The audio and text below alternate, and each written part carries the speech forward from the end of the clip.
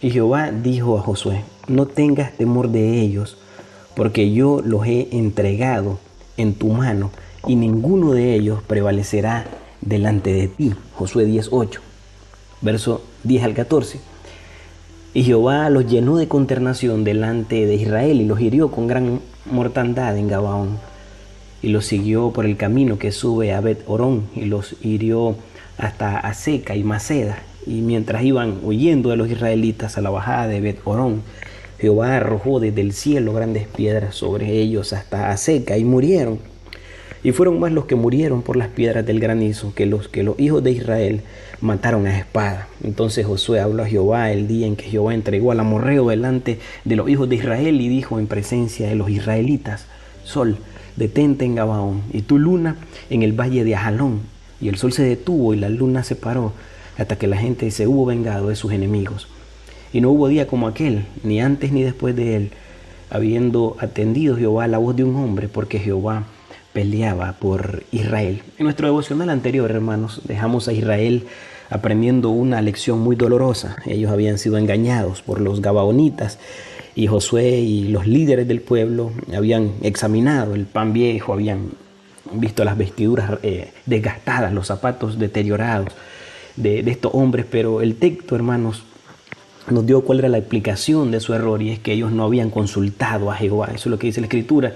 Entonces Josué y todo Israel, ¿verdad?, hizo un pacto con Gabaón, y 3 días después descubren que todo había sido un engaño. Sí, habían sido engañados, y aunque la decisión había sido precipitada, ellos habían jurado en el nombre de Jehová, entonces ahora estaban obligados a cumplir esa palabra que ellos habían prometido. Y es precisamente en ese pacto que nos lleva al capítulo 10, donde en la narrativa del texto o del capítulo encontramos a 5 reyes amorreos que se enteran de que Gabaón ha hecho la paz con Israel y deciden atacar la ciudad. Entonces los gabaonitas inmediatamente envían un mensaje a Josué y le dice: no niegues la ayuda a tus siervos, sube prontamente a nosotros para defendernos y para ayudarnos. Y así que Josué tiene ahora delante de él una gran batalla, ¿no? Una batalla enorme, hermanos, porque estamos hablando de 5 reyes, estamos hablando de 5 ejércitos. Y en ese momento Dios vuelve a decirle algo que lo hemos escuchado varias veces en el transcurso de este estudio, de este libro, hermanos, que le vuelve a decir el Señor a Josué: no tengas temor de ellos. Pero fíjese nuevamente cuál es la razón por la cual Dios le dice que no tenga temor de ellos, y es que porque Él los ha entregado en la mano de Josué. Dice: porque yo los he entregado en tu mano.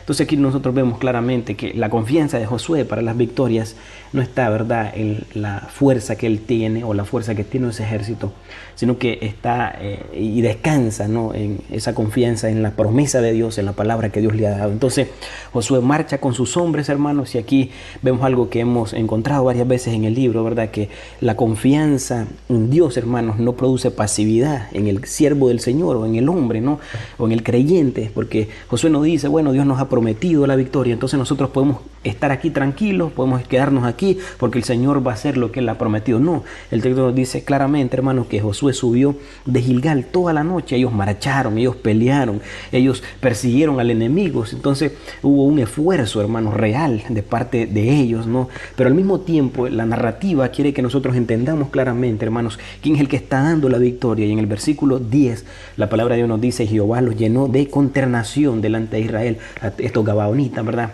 Entonces nosotros después leemos, hermanos, que Jehová hizo caer grandes piedras de granizo sobre los enemigos de Israel. Y el texto añade algo impresionante, hermanos. Dice que fueron más los que murieron por las piedras de granizo que los hijos de Israel mataron a espada. Entonces Israel estaba peleando, hermanos, claramente, sí, pero Dios estaba actuando, ¿verdad?, a favor del pueblo del pacto. Y entonces llegamos al acontecimiento más conocido del capítulo, ¿no?, donde Josué le dice al sol: detente en Gabaón, y tu luna en el valle de Ajalón. Y el texto claramente nos dice, hermanos, que el sol se detuvo y que la luna se paró. Y mucho se ha discutido, hermanos, acerca de cómo ocurrió exactamente este milagro, pero no podemos preocuparnos tanto por explicar el mecanismo, que perdamos el énfasis del propósito del texto que nosotros queremos ver, o que el narrador quiere que nosotros entendamos, que lo que dice el narrador es que no hubo día como aquel, ni antes ni después de él. ¿Y cuál es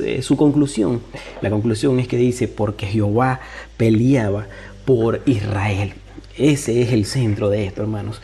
el Dios que había abierto el mar, el Dios que había detenido el Jordán, el Dios que había derribado Jericó, ¿verdad? Ahora muestra que incluso aquello que para el hombre es completamente imposible, todo está bajo la autoridad de Dios. La misma creación está bajo el gobierno de Dios. El sol, ¿sí?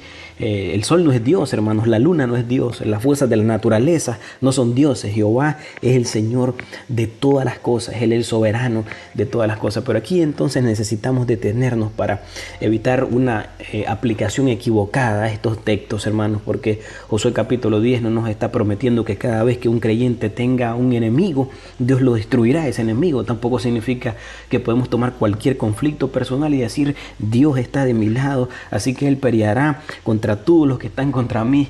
No, este acontecimiento, hermanos, pertenece a un momento particular de la historia bíblica. Dios había prometido aquella tierra a Abraham, había anunciado también el juicio que vendría sobre los pueblos de Canaán, y ahora siglos después estaba cumpliendo las dos cosas que Él había prometido.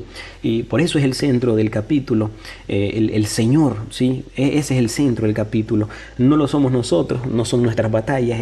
El centro es Dios, que es quien está cumpliendo las promesas que le ha hecho a Abraham, las promesas que ha hecho al pueblo, hermanos, a lo largo de los siglos, ¿no? Ese es el cumplimiento de la palabra, es el centro de estos acontecimientos. Y esa verdad, si tiene una aplicación más profunda para nosotros, claramente, y es que Dios nos ha prometido, hermanos, o más bien no nos ha prometido a nosotros que nuestra vida estará libre de sufrimiento. Dios no nos ha prometido que siempre tendremos éxito, no, Dios no nos ha prometido que cada circunstancia terminará como nosotros queremos. Pero sí podemos descansar en algo que es mucho más sólido, hermano, y es que los propósitos de Dios nunca pueden fracasar. Y esto es especialmente importante cuando nuestras circunstancias parecen contradecir lo que sabemos acerca de Dios. Israel tenía delante de ellos 5 reyes, hermanos. Nosotros podemos tener delante situaciones complicadas, ¿sí? Y completamente diferentes también. Una temporada difícil, quizá un momento de oración donde la respuesta a la oración no viene o no entendemos lo que está pasando. Puede haber un momento, hermano, donde nosotros sentimos como si se cerraran las puertas, ¿no? Como si un momento de una pérdida, hermanos, una responsabilidad que nos supera a nosotros, ¿no? O algo que es demasiado para nosotros. Y en esos momentos nuestra confianza no consiste en decir sé exactamente lo que Dios va a hacer, ¿no? Muchas veces nosotros no sabemos, hermanos, no lo sabemos muchas veces. Entonces nuestra confianza está en que aunque no sabemos exactamente lo que Dios hará, nosotros sí sabemos quién es Dios y sabemos que su carácter es inmutable, hermanos, que Dios no cambia. Sabemos que su palabra permanece para siempre, que su fidelidad no depende de que nosotros comprendamos todo lo que está ocurriendo a nuestro alrededor. Y quizá una señal de crecimiento espiritual, hermano, es precisamente aprender a distinguir entre confiar en Dios y esperar que Dios haga lo que nosotros queremos, que son cosas muy diferentes. Una fe madura no dice yo confío en Dios porque sé que Él resolverá esto de la manera que yo espero. No, una fe madura aprende a decir que yo confío en Dios, aunque todavía no sé cómo terminará todo esto. Yo sé que Dios tiene el control de todas las cosas. Entonces Josué capítulo 10, hermanos, continúa relatando la derrota de los reyes y después resume una serie de victorias, y acerca del final encontramos nuevamente la explicación del pasaje. Dice Jehová Dios de Israel peleaba por Israel. Entonces el capítulo quiere, hermanos, que terminemos nosotros mirando a Dios, no admirando principalmente la valentía de Josué, la valentía del pueblo, no la capacidad militar, el esfuerzo que hicieron ellos, sino que miremos al Dios fiel, al Dios que es fiel al pacto, al Dios que es fiel a sus promesas, hermanos. Y cuando seguimos la historia bíblica, hermanos, descubrimos que la fidelidad de Dios en Josué forma parte de una historia mucho mayor, porque lo que está haciendo Dios, hermanos, en esta narrativa que nos lleva el pasaje de Josué o el libro de Josué,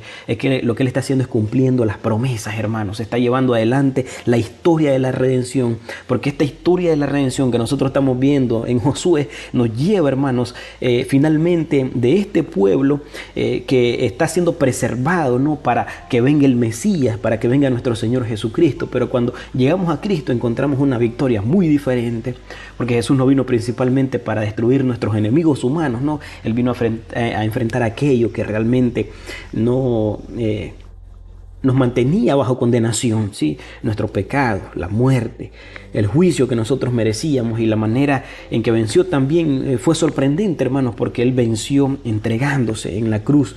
Él parecía estar derrotado, pero precisamente allí estaba cargando el pecado de su pueblo, el pecado de todos aquellos que iban a creer en Cristo. Y al tercer día resucitó, hermanos, y por eso nuestra seguridad más profunda no está en que Dios haya de quitar cada dificultad en nuestro camino, está en que Cristo ya obtuvo la victoria que nosotros jamás habríamos podido tener. Nuestro pecado puede ser perdonado, hermanos. Qué bendición más grande eso. Esa es la gracia de Dios.